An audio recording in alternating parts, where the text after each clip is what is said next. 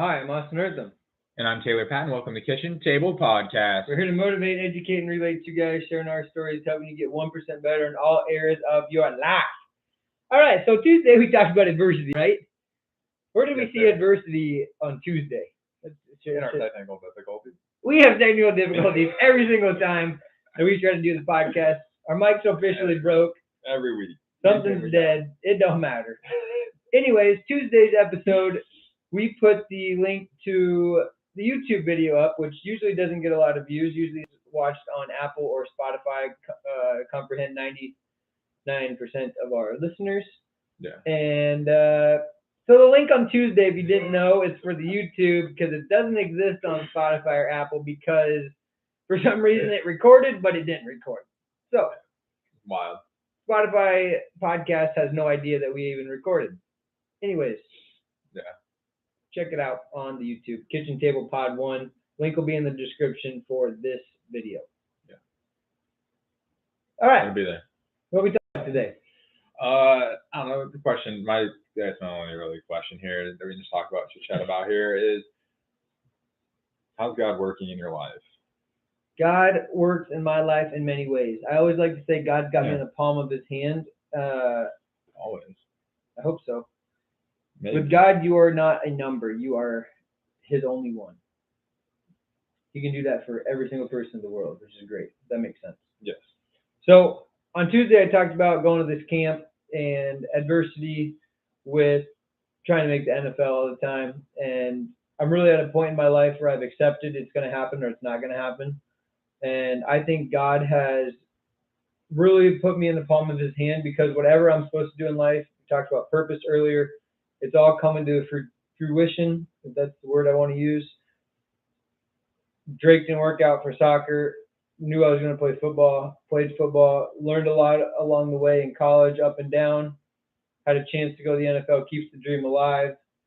Everything's in front of me. Doesn't go well, start teaching, build relationships, keep teaching, go on the honeymoon, get married. Everything that has happened in my life, I truly believe has happened for a specific reason without going into a hour-long detailed session of it. Yeah. And I think that if I continue to learn about myself, learn how to listen, learn how to speak, learn about myself, what I'm good at, what I'm not good at, where I'm supposed to be directed into life and follow his plan, then I can accept pretty much anything in life that's thrown at me or that I choose to do. And that's the exciting thing, is that I might not be because I obviously the only thing I've ever wanted to do in life is play sports. I could care less about anything else when it really comes down to it. All I care about is sports. I want to live that day-to-day life, not because of the money, but because it's like I made it and I want to be able to help other people and do what I want to do after sports, make a name for myself, be able to speak, do the podcast, all that kind of stuff, you know? Yeah. It's just easier to do if you have a name known. And I think my talents are given to me for a specific reason. So accepting that it might not be sports or it might be sports, yeah. God works in mysterious ways, but whatever it is, I'm down to learn because in the end, it'll always be better than your wildest dreams you could ever think of anyways. Mm. So why not go to bed satisfied with the work you put in for the day, because you got to do your part, and why not wake up driven to do something towards your purpose to get better that day. Use your talents that God gave you. Your struggles in life, your adversities tend to happen in the same categories over and over and over because God's directing you in some sort of way, or he's reminding you, hey, this is the direction, or he's reminding you to maybe stop, right? So you got to think about the direction. That's why self-reflection is so important. Yeah. And I think that's why faith is important, because it helps lead you and guide you in the direction and takes the pressure off you. It also gives you something to look forward to or gives you a sense of hope. Mm-hmm. And lastly, I think the friends that I have around me, the family I have around me are a good direction, whether it's me being a leader or me listening to other people, even though a lot of people think I don't listen. But I do, I promise. I'm still working at it. But in the end, it's so obvious, but it's not obvious where God is directing me. And I'm excited to keep learning the future and to keep gaining wisdom about this wonderful life we live. Yeah. and help others feel the same way, I hope, and then feel fulfilled in the end. Mhm. But it ain't easy. But To get it's out. fun. Yeah. Yeah. What do you think? About your life, not my life. Unless you want to talk about my life, I guess. I was going towards more you because you know yours better than anybody. But No, I think it's good.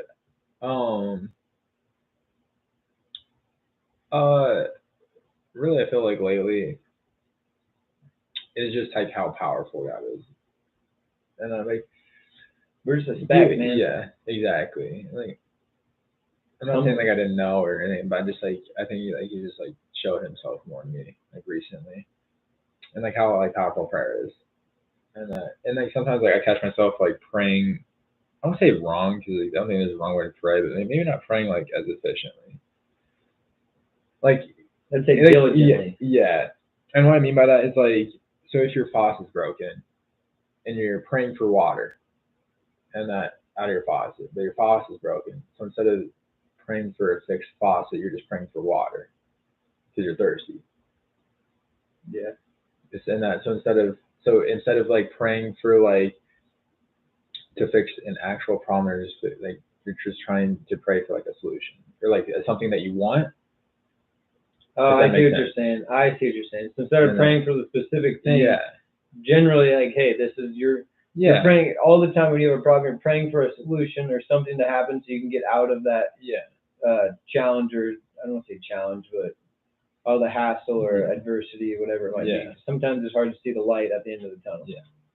Yeah, I do agree. And that if you simplify it like that, I really like that actually. It really keeps you into terms. Yeah.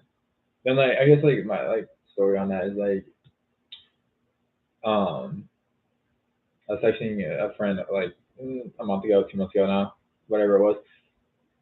And I was like, I kind of same question of like, how's God working in your life, or like, what is God pushing you to do in your life right now? And she goes like, to find a therapist and all that. Like she'd been struggling mentally and all that, and so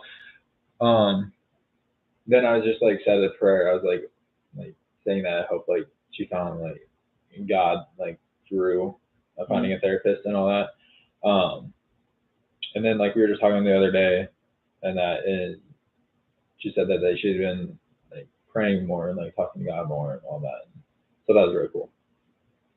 And that like I wouldn't say it's answered prayer because it's not like my answered prayer, but I think like anytime you do something for one of my brothers, you do for me. Yeah. I would say it would be an answered prayer, whether it's yours or not. Yeah, I thought that was really cool.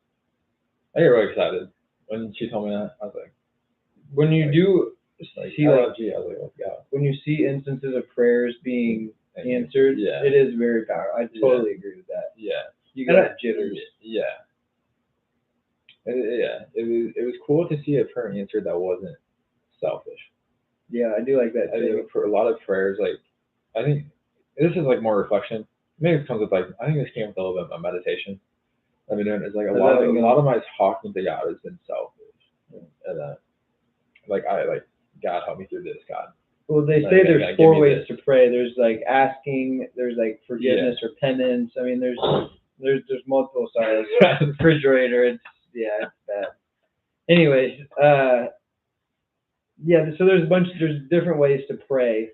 So I try to always, when I try to do my prayers at night, hopefully I've been trying to be more diligent about it as well, like just focusing when I pray. Yeah. And I try to always hit all 4 categories. Yeah. Off the top of my head, really, I mean, asking for like wanting things or help this, help that, make this happen. That's like always the main stuff. But I also try to pray for others or pray through somebody. I'm not very good at that one. And then obviously penance or repentance. Yeah. Is another one, but. And I should have said that in the other one. That also inspired me. But that was like a week and a half ago. How's the meditation been going? It's going good. I switch it up like here and there. And when I first started, it's in the morning, and then I started in the car on my way to work. I got to turn the music off, and I just sit and like just drive to work because it's a very mundane thing to drive, and that's I kind of. And then probably last week or so. I've been doing the sauna. I'm in the sauna. Helps get your mind off the sauna too. Yeah, and it really helps me focus on my breathing. Yeah, I used to do that all the time when I ran for like 30 minutes on Saturdays. Yeah. I would always like pray as I run to like skip like that's like 15 minutes of the run. Right. I always do my meditation at night, and I've been using a mantra every time I do it. It was hard in Utah to do it, so it's like I'm tired and I have to get up the next day for skiing, and I did a camp on Sunday, so it's like it's hard to do when you're tired, but I use a mantra. Like this is like little adversities, but like when you're like in a different place, it's hard because your routine's not the same. Like that's kind of like an adversity, like to keep the same routine, keep the same like habits. It's hard, and so I'd say like that's a form of adversity. Like that's a form of like I don't say privilege, but like like light. It is just hard, just when things change. Change is hard sometimes. Yeah. But I always say, it's funny we're doing this episode because I always say, God, come into my, or Jesus, come into my life. Jesus, come into my life. I say that for 2 minutes straight. So like my mantra is like the theme of this episode, which is kind of interesting because we didn't plan that. Yeah. So I was also thinking, I'm not a person that has plants in my life. Like I don't raise plants. I don't have an animal, but like plants, I like it's just like something I never like got into. And I take care of like 150 of them. My roommate has like a lot of plants. And going from raising 0 plants in my entire life to raising 150 for a week and a half, I was like, this ain't it. And I found out real quick that I was like, I never want to do this again in my life. And like I was just being like a helpful friend, like okay, like you've been gone for a week, like these things need water. Yeah. But then like the tedious work it took like to water plants, I was like, dang. It's tedious. Anything that like you want to be really good at something takes tedious work, including prayer. Right. And like to me, because like I was like, I never want to do this in my life, but like my roommate loves it. Mm-hmm. And so just like that was cool to see like his aspect. Like to me, it's like not my thing. Yeah. I mean, it's like the same thing with like football. Like playing football wasn't my thing, and but like seeing people like you and like the other friends we had in college and high school and that like play through it and like that was their passion. Like that's cool. It's funny because I was listening to a podcast. Again, I'm just giving all the way stuff I've learned this week, supposed to be for next week's episode, but learn about like ecosystem. Like everybody has their own ecosystem. So like my ecosystem is clearly the sports world. Whereas like somebody's coming out with a new album, you're like, oh, Juice WRLD's coming out with an album. Cool, don't care. Right. Everybody's like, have you listened to Morgan Wallen's new album? Nope, don't care. I'll listen to it in 2 years. I could care less, you know? So like my ecosystem is the sports, or like if you want to call it like public speaking, like that's the stuff I really love. It's like other people think that's dumb. Like, oh, like when I was in middle school, like we always had to give speeches, and I was like, I love this class. Like I can give a speech all day. And they're like, you like public talk, speaking in public? I was like, yeah, it's easy. Just stand up there and talk. Right. And so like the talents that we get are just to really make the world go round. Each ecosystem needs to be prevalent, right? Think about it in terms of plants and animals. Each ecosystem overlaps at some point. Yeah. And if you're not building the ecosystem, it's dying. So how can we build our niche? What are we put on this planet for? And that's what I've been really into lately. It is like stop. Jesus Christ. Another technical difficulty. Another technical difficulty. I hope this one goes because I feel like this is a good episode. We don't know what is going on right now. Yeah, but anyways, this is a wild ecosystem thing. But did you know? I don't know what got recorded on that. Did you know that there's like a huge crack in Africa? You see that? Yeah, like it's breaking to another like continent. Yeah, I've known that for a long time. I didn't know that. It's gonna happen, but like it's gonna happen. You made this because you're in the science world. I haven't existed in the science world my entire life. Yeah, you just saw a picture on Facebook and saw that there's a low river. It's actually Instagram. No, it's white as heck. I was like, damn. And then I thought, then I Googled it and I started searching. Yeah. Then I was interested. Like, damn. African Rift Valley. Yeah.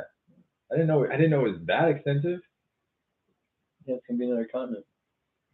That's crazy. Just like California's gonna break off from the U.S. That's crazy. It's all due to fault lines, man. Excited. I'm ready for it. Continent number 8. Tomorrow? Probably not tomorrow, no. That's 40. That's got to be 1440. Yeah, it's probably a 1440. I feel like there was a question I was going to ask you during your thing about the prayer and getting answered too. But I don't remember what it was. About her prayer being answered. Yeah, it's very. Oh, I think it's very humbling when things happen that aren't for you. Like take for instance, people who don't have a faith. Think about you in the ocean. When you look out at the ocean is humongo, right? Yeah. And we're just this little speck. Yeah. Or you're climbing a mountain and you look at the mountain from a mile away. Yeah. You can't see anybody on the mountain because we're so small compared to the rest of the world. Yeah. So when God chooses you personally to have an answered prayer, that shows his love for us, and that also shows that in the end, just have fun in life. Because in the end, we're all going to die, and nothing in the end matters. Except for God, because he's the one who allowed you to live that life. Right. So enjoy your time on earth and have God, or have some sort of faith. Yeah. Believe in something. Believe in something. Yeah. Be the man, like you said on Tuesday. Anyways, that's 1440. We have no idea if it recorded or not, so if it didn't, sorry. Catch you guys later. Love you. Bye.